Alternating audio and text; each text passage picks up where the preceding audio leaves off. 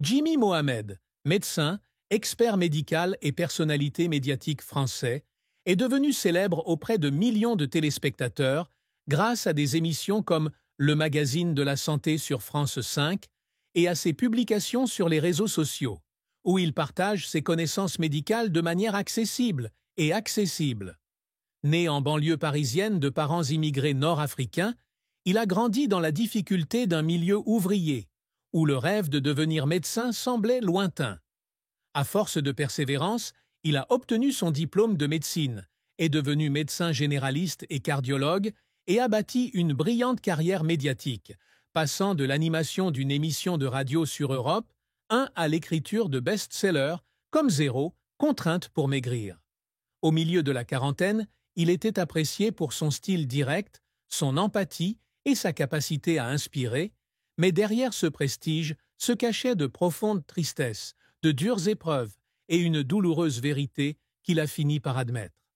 L'immense tristesse de sa vie, une carrière ponctuée de succès et d'échecs, les difficultés rencontrées et une profonde tristesse qui le rendait profondément triste, composent l'histoire à la fois brillante et douloureuse d'un homme qui a pleinement vécu sa mission d'aider les autres. Jimmy Mohamed a finalement admis sa douloureuse vérité, une vérité qu'il avait cachée pendant de nombreuses années, le sentiment d'impuissance qu'il avait éprouvé à ses débuts de médecin lorsqu'il n'avait pas pu sauver certains patients, notamment un garçon cardiaque qu'il avait soigné pendant son internat.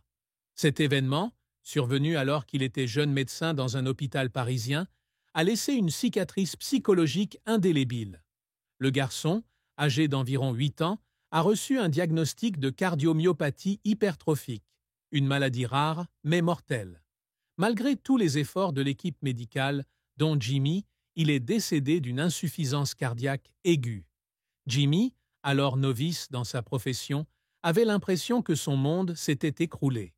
Il se culpabilisait, se demandant ce qu'il aurait pu faire différemment pour changer le cours des choses, malgré les assurances des médecins seniors selon lesquelles ce n'était pas de sa faute. Dans une rare interview accordée à France Info en 2024, il a admis que la mort du garçon avait été un moment où il avait pris conscience des limites de la médecine et de lui-même, une vérité douloureuse qu'il avait enfouie, ne partageant qu'avec quelques-uns de ses amis les plus proches. Cet aveu n'était pas seulement une confession personnelle, mais aussi sa façon d'appréhender son profond traumatisme, le transformant en motivation pour devenir un meilleur médecin et un communicateur dévoué, s'efforçant constamment de sensibiliser le public aux questions de santé afin d'éviter des tragédies similaires.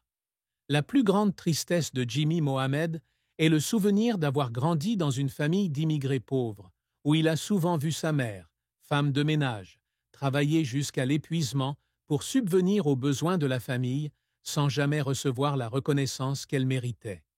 Né dans une banlieue pauvre d'Île-de-France, il est le fils d'une famille maghrébine avec un père ouvrier du bâtiment et une mère femme de ménage dans un hôpital public. Leurs vies ont été jalonnées de difficultés, des difficultés financières aux préjugés sociaux auxquels les familles d'immigrés étaient confrontées dans la France des années 1980. Sa mère, une femme forte mais réservée, travaillait souvent de nuit et rentrait à la maison avec les mains rugueuses et le regard fatigué. Il se souvient de l'avoir vue assise tranquillement dans la cuisine, essayant de cacher ses larmes à cause des pressions financières ou des insultes de ses collègues. En tant que fils aîné, il se sentait responsable de protéger sa mère, mais, adolescent, il était impuissant face aux difficultés de sa famille. Cette tristesse s'est aggravée lorsque sa mère est décédée d'un accident vasculaire cérébral en 2015, alors qu'elle avait à peine 60 ans. Jimmy, déjà médecin, se sentait coupable de ne rien pouvoir faire pour la sauver, même s'il savait que son état résultait d'années de surmenage et de soins médicaux inadéquats. Dans son autobiographie « Mes ordonnances santé », il a écrit que sa mort était une blessure jamais cicatrisée, une douleur qui l'a fait pleurer chaque nuit pendant les semaines qui ont suivi. Il estimait ne pas avoir fait assez pour lui faciliter la vie, même si elle était toujours fière de ses succès. Sa plus grande tristesse, par conséquent, était le regret de ne pas avoir pu offrir une vie meilleure à sa mère, un fardeau qu'il a porté toute sa vie, même s'il en a fait une motivation pour se battre pour la santé publique et soutenir les personnes en difficulté. La carrière de Jimmy Mohamed a été un parcours extraordinaire, jalonné de succès qui ont fait de lui l'un des professionnels de santé les plus appréciés de France, mais aussi de revers et de moments qui l'ont laissé en larmes, tant son engagement sans relâche l'a laissé sans voix. Son parcours a débuté dans les années 1990, lorsqu'il a surmonté des difficultés financières pour intégrer la faculté de médecine de l'Université Paris-Descartes. Étant l'un des rares étudiants d'origine immigrée de sa promotion, il a dû faire face aux préjugés et à la pression académique. Mais sa persévérance lui a permis d'obtenir son diplôme de médecin généraliste. Il s'est ensuite spécialisé en cardiologie, travaillant dans des hôpitaux comme l'hôpital de la Pitié-Salpêtrière, où il a soigné des centaines de patients atteints de maladies cardiaques. En 2010, il a débuté sa carrière médiatique en étant invité au Magazine de la Santé sur France 5. Son accessibilité, sa capacité à expliquer des problèmes médicaux complexes de manière compréhensible et son empathie ont rapidement séduit le public, ce qui lui a valu un poste de co-présentateur en 2015. Il est également devenu une personnalité des réseaux sociaux, avec plus de 500 000 abonnés sur Instagram, où il partage des conseils santé et répond aux questions du public. Depuis 2020, il anime l'émission C'est encore nous sur Europe 1, où il discute santé et mode de vie avec son public. Ses livres, comme Zéro contrainte pour maigrir en 2020 et Mes ordonnances santé en 2022, sont devenus des best-sellers, lui permettant de diffuser son message de vie saine à des millions de personnes. Il a reçu de nombreux prix, dont le prix de la communication médicale de l'Ordre des médecins français en 2018, et a été invité à intervenir lors de conférences internationales sur la santé. Il a également fondé une petite association caritative pour soutenir les enfants atteints de maladies cardiaques dans les zones défavorisées, un projet qu'il considère comme un moyen de redonner à la vie. Cependant, sa carrière n'a pas été sans heurts. À ses débuts en tant que médecin, il a commis une erreur en diagnostiquant une myocardite chez un patient, ce qui a conduit ce dernier à être hospitalisé d'urgence. Bien que le patient ait finalement guéri, cet incident l'a laissé embarrassé et l'a laissé douter de ses propres capacités.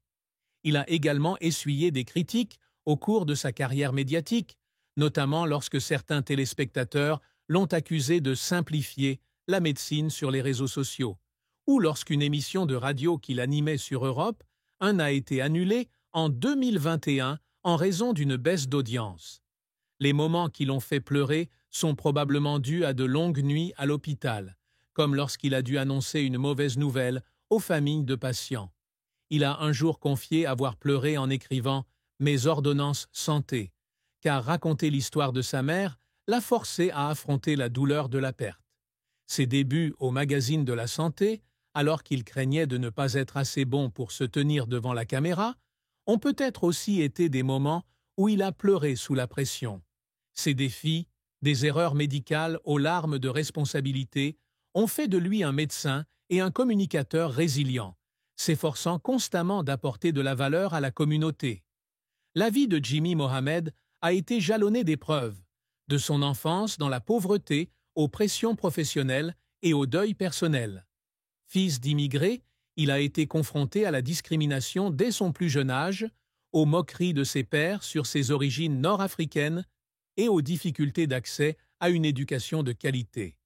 Pour intégrer la faculté de médecine, il a cumulé les emplois, de serveur à la cafétéria à professeur particulier, étudiant souvent tard le soir sous les lumières tamisées de l'appartement familial exigu. Pendant son internat à l'hôpital, ses horaires étaient exténuants, parfois 36 heures d'affilée, ce qui le rendait épuisé et lui faisait parfois douter de sa force de continuer. Sa carrière médiatique a également apporté son lot de défis. À ses débuts sur France 5, il a dû faire face aux doutes de certains collègues qui pensaient qu'il manquait d'expérience pour animer une émission. La pression des réseaux sociaux, où il a reçu à la fois des éloges et de vives critiques, l'a également mis à rude épreuve. En 2020, il a reçu des menaces en ligne après avoir publiquement plaidé en faveur de la vaccination contre la Covid-19, une expérience qui l'a inquiété pour la sécurité de sa famille. La perte d'un proche a constitué un autre défi majeur, notamment le décès de sa mère en 2015 et celui d'un oncle proche en 2018, qui avait été d'un grand soutien durant ses études de médecine. Ces épreuves, de la pauvreté à la pression professionnelle et à la perte, ont mis sa volonté à rude épreuve, mais ont aussi mis en lumière la résilience et la compassion, qui l'ont aidé à devenir un médecin et un communicateur apprécié. Ce qui a attristé Jimmy Mohamed, et vraiment attristé, l'une de ses plus profondes tristesses, c'est lorsque,